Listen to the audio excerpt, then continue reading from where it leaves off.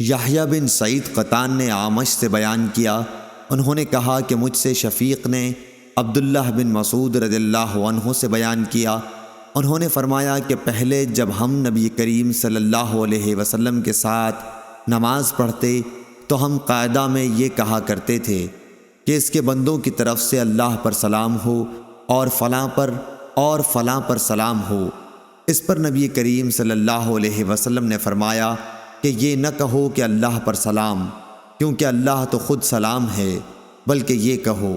ترجمہ: آداب بندگان اور تمام عبادات اور تمام پاکیزہ خیراتیں اللہ ہی کے لیے ہیں۔ آپ پر اے نبی سلام ہو اور اللہ کی رحمتیں اور برکتیں نازل ہوں، ہم پر اور اللہ کے صالح بندوں پر سلام ہو۔ اور جب تم یہ کہو گے تو آسمان پر خدا کے بندوں کو پہنچے گا۔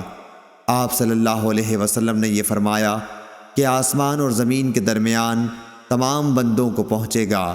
میں گواہی دیتا ہوں کہ اللہ کے سوا کوئی معبود نہیں، اور میں گواہی دیتا ہوں کہ حضرت محمد صلی اللہ علیہ وسلم اس کے بندے اور رسول ہیں۔ اس کے بعد دعا کا اختیار ہے، جو اسے پسند ہو کرے۔ صحیح بخاری حدیث نمبر 835۔